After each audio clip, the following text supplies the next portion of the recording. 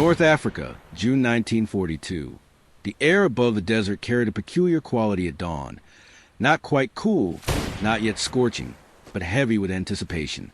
Lance Corporal James Hartley pressed his cheek against the warm metal of his Lee Enfield rifle, squinting through the half-light at an expanse of sand that looked innocent enough. Behind him, the forward observation post of the British Eighth Army sat nestled between two rocky outcrops, a collection of sandbag positions and camouflage netting that had become his world for the past 11 days. Somewhere out there, beyond the dunes that roll like frozen waves toward the horizon, German reconnaissance units were probing the Allied lines, searching for weaknesses before Rommel's next offensive. Hartley knew they were coming. He could feel it in the stillness that preceded every enemy advance, that breathless moment when the desert itself seemed to hold its air. But Hartley wasn't watching the dunes themselves. He was watching the sand between them, specifically the low-lying areas where moisture from the previous night's condensation still darkened the ground. It was a habit he developed over weeks of observation, born from equal parts boredom and curiosity. Growing up in Cornwall, he'd spent countless hours on the beaches near his family's cottage, watching how the receding tide left patterns in the wet sand, how even the slightest disturbance, a crab's movement, a gull's landing, created telltale ripples and depressions. Here in North Africa, the principle was the same, only the stakes were infinitely higher. 3 mornings ago, Hartley had noticed something odd. In the hour just after dawn, when the desert surface still held traces of nighttime moisture, he'd spotted faint disturbances in the wet sand approximately 400 yards from their position. Not obvious tracks, nothing as clear as footprints, but subtle irregularities, slight depressions, linear patterns that didn't match the wind's natural sculpting. He'd watched through his binoculars as these patterns slowly extended, moving in a way that suggested something low to the ground, something deliberately staying beneath the ridgeline of the dunes. Enemy scouts, he'd realized, crawling, using the cover of early light and the terrain's natural undulation to get close enough for reconnaissance before withdrawing to report Allied positions. Hartley had immediately reported his observation to Lieutenant Morrison, a by-the-book officer who'd arrived from Cairo just 6 weeks earlier, still carrying the stiffness of staff college and the certainty that came from never having been wrong in a classroom. Morrison had listened with the patient condescension of someone humoring an enlisted man's theory, then dismissed it outright. Sand patterns weren't reliable intelligence. He'd explained, visual mirages were common in desert environments. The disturbances Hartley observed could be anything: wind variations, animal movements, even psychological projection from spending too long in forward positions. What Morrison didn't say, but what hung in the air between them, was that Lance Corporals didn't develop tactical innovations. They followed orders, maintained equipment, and kept their suppositions to themselves unless specifically asked. The rejection stung, but Hartley understood the military hierarchy well enough not to press the issue. Instead, he continued his observations, noting the patterns with the same methodical attention he'd once applied to studying tide tables back home. The disturbances appeared most clearly in the hour after dawn, when the sun's angle was low and the moisture gradient most pronounced. They followed predictable routes, using the natural depressions between dunes where wet sand accumulated, and they always withdrew before the sun climbed high enough to eliminate the telltale moisture, before the desert surface dried to uniform anonymity. On the 4th morning of his observations, Hartley tried a different approach. He brought his concerns to Sergeant William Mackay, a Glasgow native who'd been fighting in North Africa since the campaign's earliest days. Mackay had the weathered look of a man who'd survived by trusting his instincts more than regulations, and he listened to Hartley's theory without immediate dismissal. The sergeant borrowed Hartley's binoculars and spent 20 minutes studying the areas in question, his expression growing more thoughtful with each passing moment. "I see what you're saying, lad," Mackay finally admitted, lowering the binoculars. "Could be scouts, could be nothing. But even if you're right, what do you propose we do about it? We can't exactly call in artillery on sand ripples. Morrison would have us both on charges for wasting ammunition." That was the crux of the problem.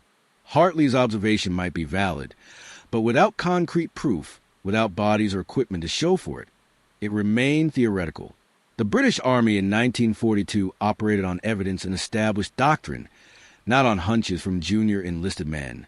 no matter how carefully reasoned. Hartley needed to demonstrate his theory's validity in a way that couldn't be dismissed or explained away. He needed to turn observation into action, theory into result. The opportunity came 2 days later, though not in any way Hartley would have chosen. A patrol from their position had failed to return from a nighttime reconnaissance mission. 3 men, including a Corporal Hartley had shared rations with just hours before their departure, simply vanished into the desert darkness. When dawn broke with no sign of them, Morrison organized a search party, but Hartley suspected they wouldn't find anything. The missing patrol had likely encountered the same enemy scouts Hartley had been tracking, caught in an ambush that left no witnesses. The desert was efficient at concealing such losses, swallowing evidence beneath its shifting surface. But the loss changed something in the unit's atmosphere. Morrison's certainty wavered, replaced by a grim awareness that their forward position was more vulnerable than staff assessment suggested. The men grew quieter, more watchful, understanding that the empty desert around them wasn't empty at all. And Hartley, watching familiar patterns emerge in the wet sand that following dawn, made a decision that would either validate his theory or end his military career. He was going to take the shot. Hartley's plan was simple in concept but complex in execution. He would position himself at first light with clear sight lines to the areas where he'd consistently observed the sand disturbances. Using the low sun angle to his advantage, he would watch for the telltale patterns and, once confident of his target's location, fire at the source of the disturbance rather than waiting for visual confirmation of the enemy. It meant shooting at shadows, at suggestions, at ripples in wet sand. Every instinct of his training screamed against it. You identified your target, confirmed it as hostile, then engaged. You didn't fire blindly at terrain features, hoping something was there. But Hartley had spent enough mornings watching those patterns to trust his observations. The disturbances moved too deliberately, followed too logical a path, appeared too consistently at the same time each day. Human behavior had rhythms, and enemy reconnaissance was no exception. The German scouts were operating on a schedule, likely reporting back at regular intervals, which meant they'd grown, confident in their routine. Confidence bred predictability, and predictability was a weakness Hartley intended to exploit. The morning he chose for his attempt arrived with the same deceptive calm as all the others. Hartley had positioned himself before dawn at the westernmost observation point, a slight elevation that provided optimal angles on the low-lying areas where moisture accumulated. He'd brought extra ammunition, though he hoped he wouldn't need it. If his theory was wrong, he'd waste perhaps 3 or 4 rounds. If it was right, well, he might not need many more than that. Sergeant McKay knew what Hartley was planning, had given him a long look that communicated both skepticism and a certain rough approval, the kind of blessing that came with unspoken deniability if things went wrong. The sun crept above the horizon at 0547 hours, painting the desert in shades of amber and deep shadow. Hartley controlled his breathing, fighting the tension that came with waiting, with commitment to a course of action that could prove him either prescient or foolish. The wet sand darkened in distinct patches, exactly where he predicted, the overnight condensation creating a canvas that would reveal or conceal based on what moved across it. At 0603 hours, he saw it, a subtle depression forming in the wet sand approximately 380 yards from his position, moving slowly from northeast to southwest. Then another, parallel to the first, perhaps 20 yards to its right. The patterns extended gradually, methodically, with the irregular rhythm of something crawling. Hartley's pulse quickened, but his hands remained steady. This was what he'd been waiting for, confirmation that the disturbances weren't wind or imagination, but something solid, something human, something that could be targeted. He adjusted his rifle's position, calculating the angle based on the depression's movement and depth.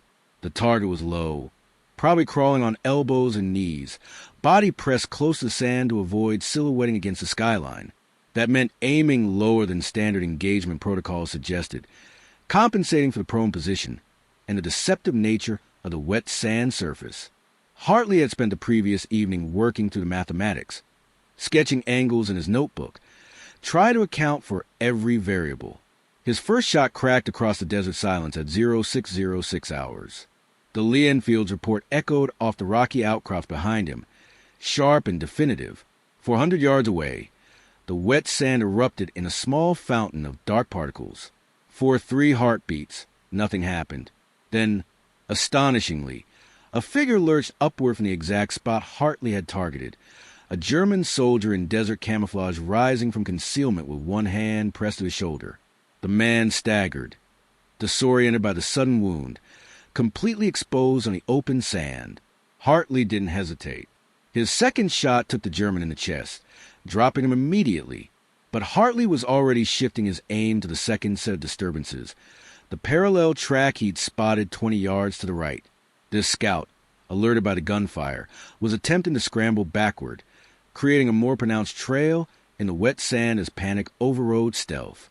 Hartley led the target slightly, accounting for movement, and fired. The third shot connected, another figure rising briefly before collapsing into sand. Behind Hartley, shouts erupted from the observation post. He heard Morrison's voice, sharp with alarm and confusion, demanding to know what was happening, who had authorized firing. But Hartley was focused entirely on the wet sand, on the patterns he'd studied for so many mornings, now revealing themselves as the tactical intelligence he believed them to be. A third disturbance appeared further left, this one moving faster, the scout clearly trying to retreat.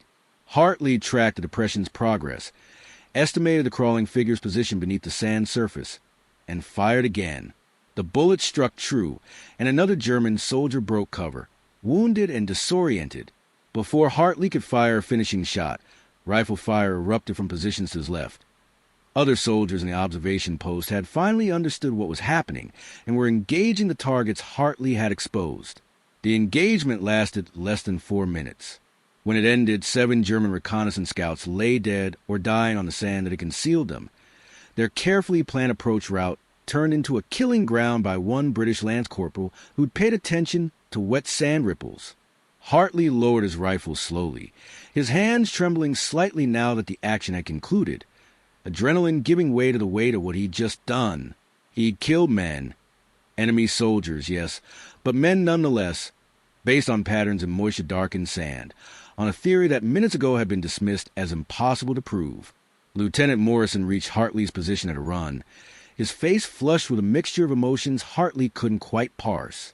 Behind him came Sergeant McKay, moving with more deliberation, his expression carefully neutral in that way that suggested he was calculating how this incident would play in official reports. Morrison stared through his binoculars at the fallen German scouts, his hands gripping the optical instrument with enough force to whiten his knuckles. The bodies were clearly visible now in the strengthening daylight, dark shapes against the pale sand, positioned exactly where Hartley had fired. The lieutenant lowered the binoculars slowly, and when he turned to face Hartley, his expression carried a complexity that went beyond simple anger or approval. There was embarrassment there, certainly, the sting of having dismissed intelligence that proved accurate and critical. But there was also something harder to define, a reluctant recognition that battlefield reality didn't always conform to staff college doctrine. "How?"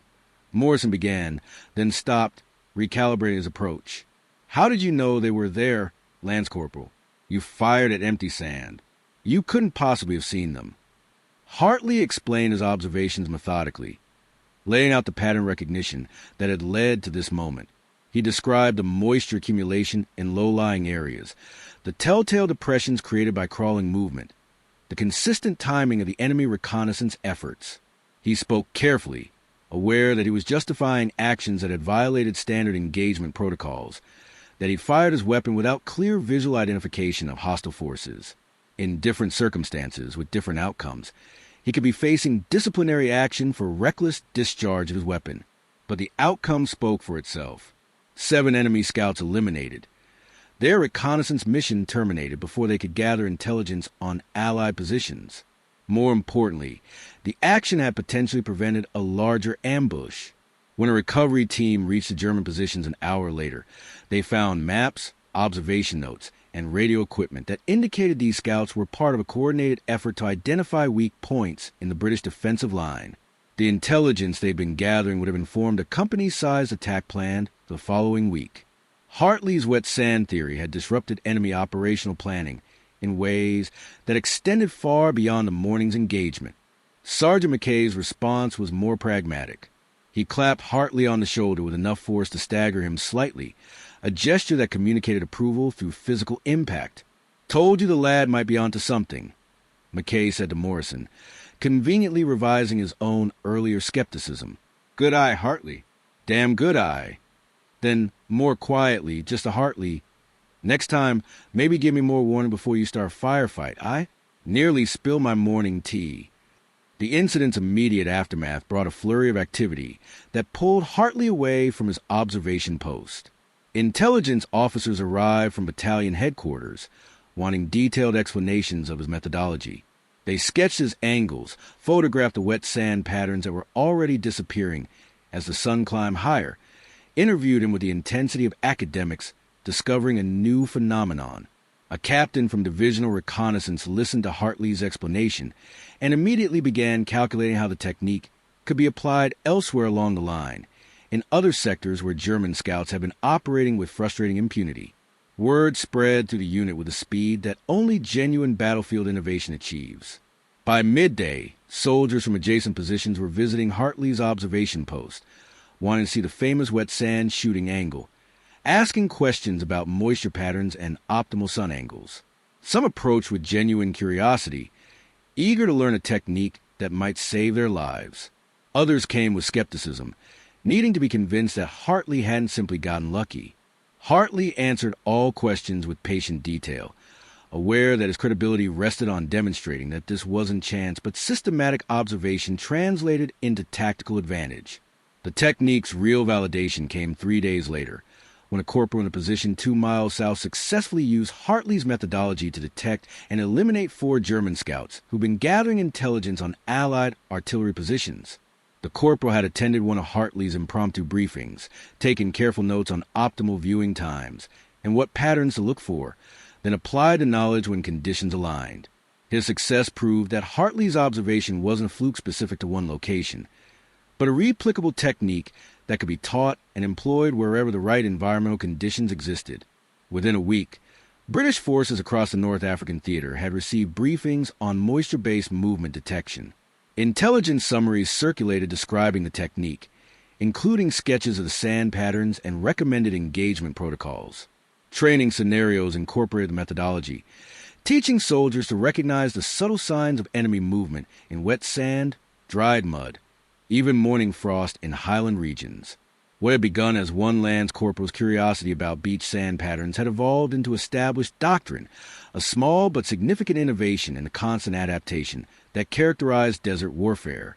For Hartley, the recognition brought unexpected complications. He received a commendation from the brigade commander, a formal acknowledgement of his initiative and observation skills. Morrison, to his credit, wrote a detailed report that gave full attribution to Hartley's theory and its persistence despite initial dismissal. The lieutenant had learned something from the experience, that innovative thinking could emerge from any rank, that combat effectiveness sometimes required setting aside preconceptions about who was qualified to develop tactical innovations. But recognition also brought pressure.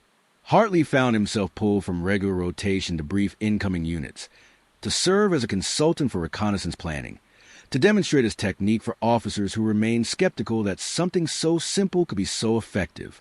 He was no longer just another soldier in a forward observation post, but the man who developed the wet sand shooting angle, a label that carried expectations he wasn't certain he could consistently meet.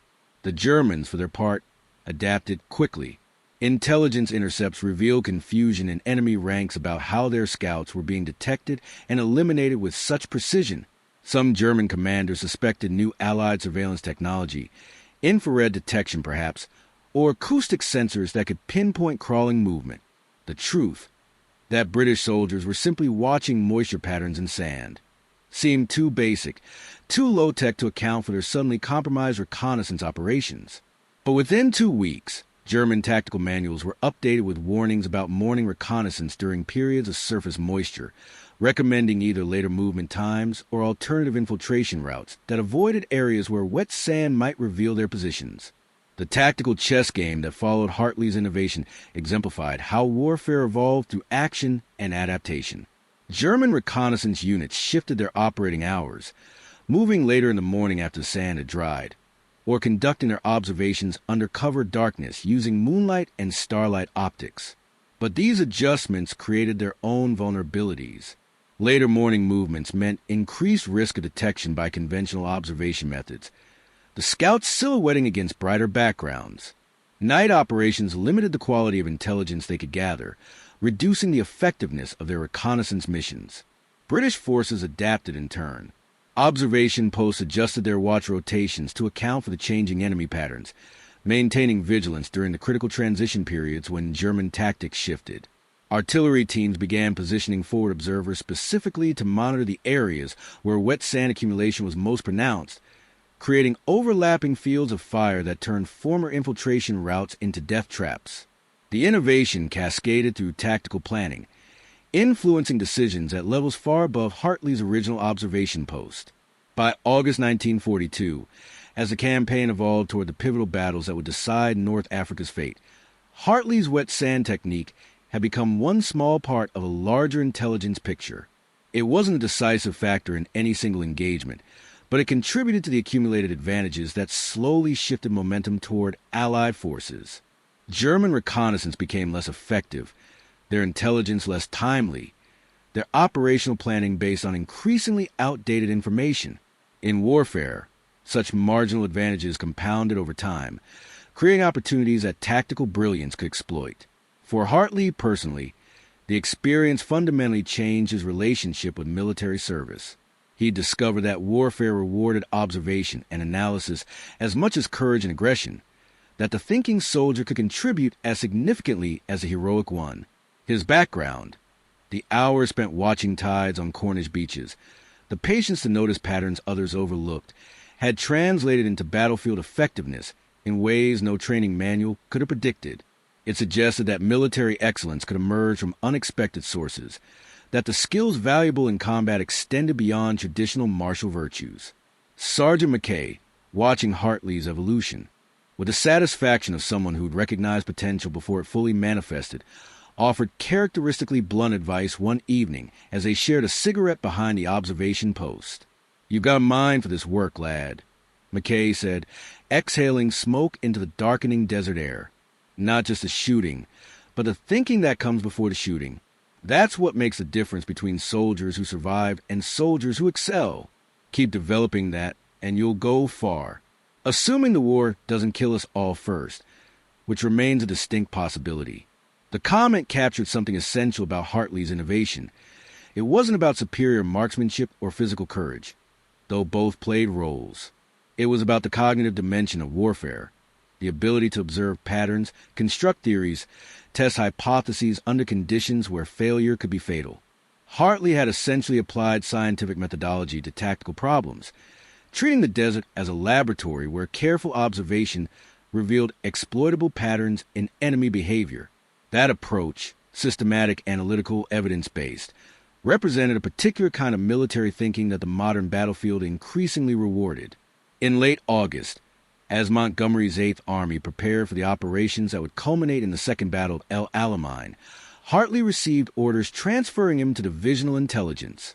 His new assignment would involve analyzing enemy patterns across broader areas, developing training materials for reconnaissance detection, and consulting on tactical innovations that might provide marginal advantages in the coming offensive.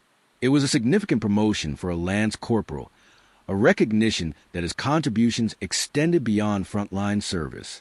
The transfer meant leaving the observation post that had become familiar territory, leaving Sergeant Mackay and the soldiers he'd served beside for months.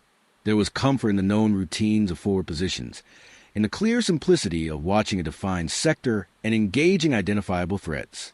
Intelligence work would be different, more abstract, more removed from immediate action, requiring different skills and offering different challenges.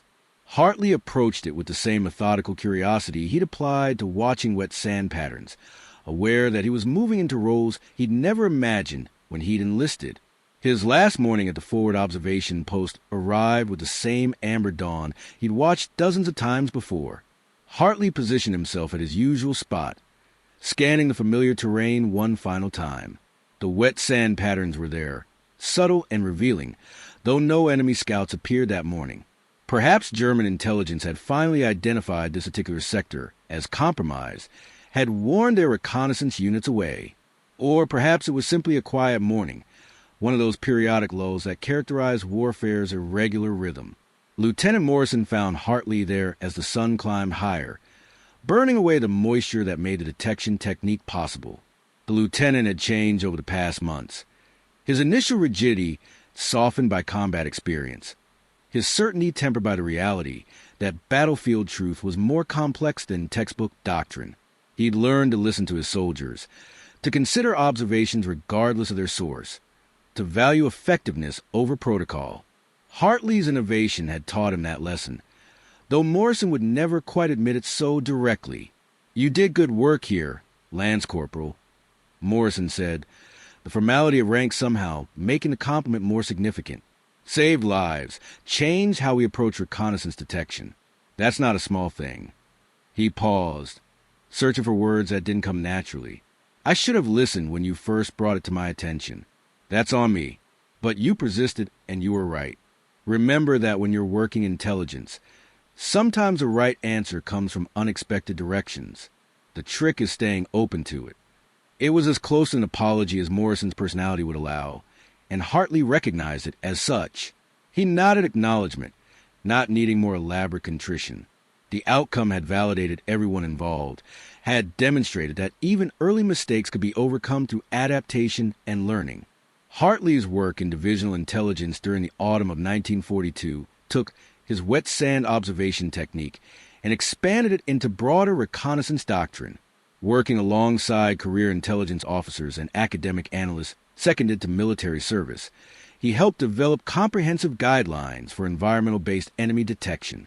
The methodology extended beyond moisture patterns to include dust signatures, thermal differentials visible at dawn and dusk, even the behavior of local wildlife that might indicate human presence. What had started as one man's observation about wet sand ripples evolved into a systematic approach to reading the desert landscape for tactical intelligence. The Second Battle of El Alamein, which began in late October 1942, provided the ultimate test of these accumulated innovations. British forces, now under Montgomery's methodical command, employed Hartley's detection techniques as part of a comprehensive intelligence approach that gave them unprecedented awareness of German positions and movements. Reconnaissance units trained in moisture pattern observation identified enemy forward positions with remarkable accuracy, allowing artillery to target them effectively. The small advantage that Hartley had discovered months earlier compounded with dozens of other tactical improvements, contributing to the decisive Allied victory that marked the beginning of Axis collapse in North Africa. Hartley never claimed credit for the larger victory, understanding that his contribution was one thread in a complex tapestry of military operations. But intelligence reports from the battle noted the effectiveness of environmental detection methods, specifically citing how early identification of enemy reconnaissance had prevented German forces from accurately assessing Allied strength before the offensive began.